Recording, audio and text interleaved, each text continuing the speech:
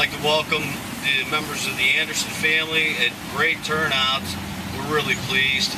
And the members of the Wetling family, honored guests. We have members of council here. We have senators and state representatives. Almighty God, we, the members of the Fraternal Order of Police, upon this Memorial Day, recall the heroic deeds of our departed brothers and sisters who answered the great call of duty.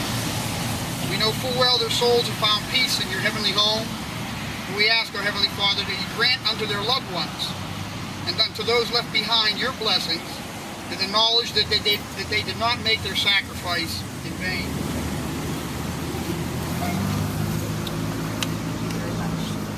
Thank you. Isn't much in the eyes of the world. He'll never make history. No, he isn't much in the eyes of the world, but he is the world to me. My dad.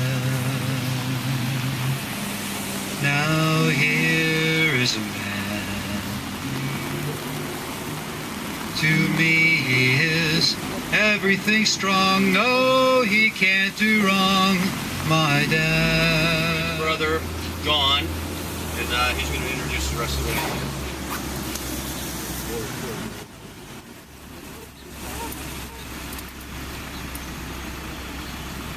I'd like to thank everybody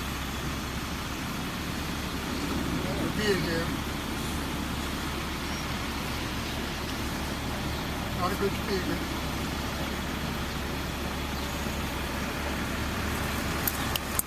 Kathy would give a speech first, and I explained to her that adults' attention span is only 5 minutes, and children is only half of that. She's got to quit before dark. See.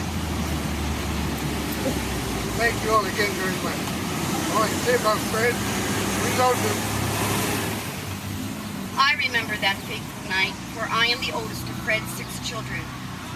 I awoke with my mother's scream as they carried her unconscious body up the stairs toward me.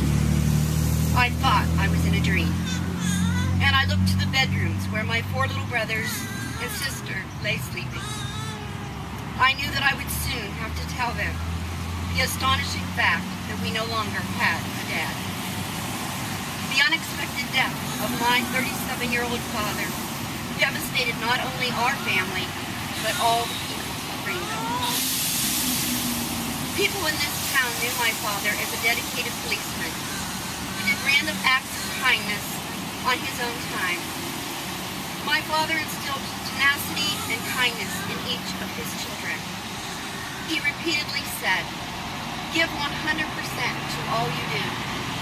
And at the end of your day, ask yourself, is the world a better place because I was in it?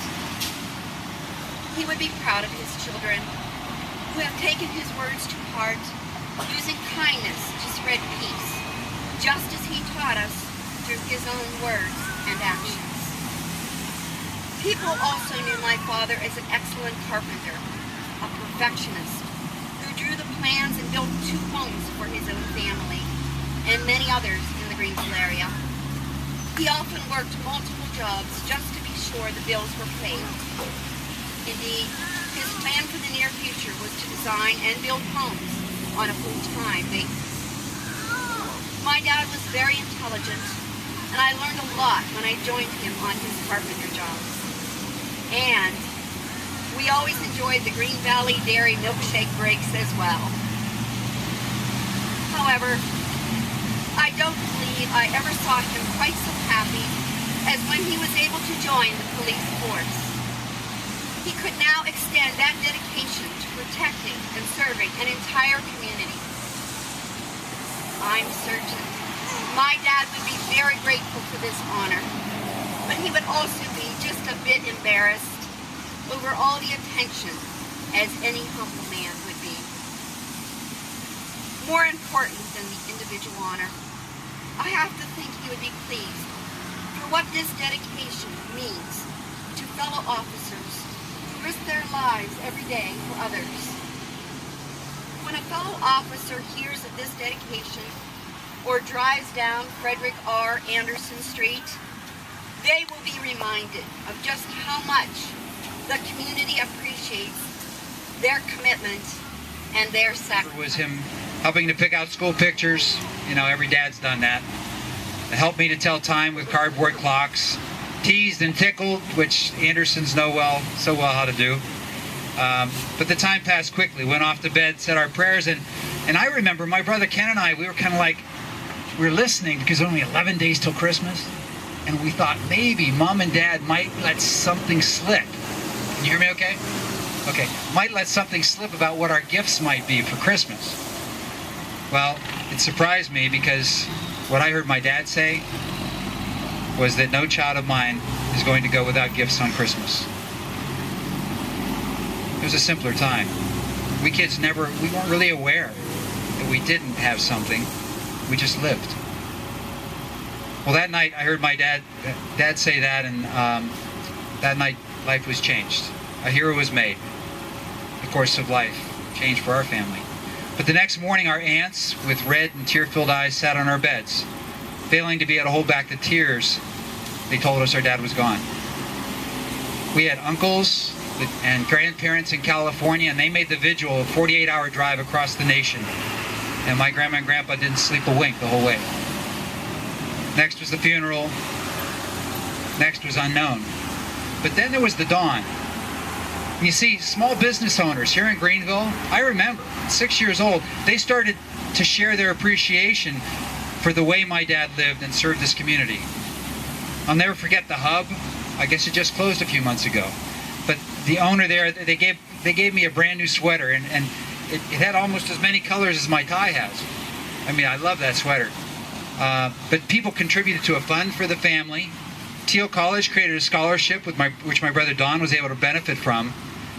I mean, the noble character of this small town really started to shine for my family. Well, you know, we all know that bad things happen. Horrible things happen. Good things too. But what do we focus on? You know, some of you, when I looked up here, you may have seen the black shirt. Some of you saw the bright tie. Well, each focused on something different, but we all saw the same thing. I think that's the message that my dad has given to all of us we can take today. We choose. We can choose on the dark or what's bright beyond the darkness. I think my dad's example of sacrifice was why I'm a volunteer chaplain at the hospital where I live. It also caused me to better understand who Jesus Christ is, what his sacrifice meant, what his forgiveness is all about, and his grace. It also caused me to be grateful to this town, not for my loss, but for my gain. I'm so grateful that no matter where I live or how far I travel, I will always appreciate this town and what it showed me about respecting a real man who gave so much. I will always call this home.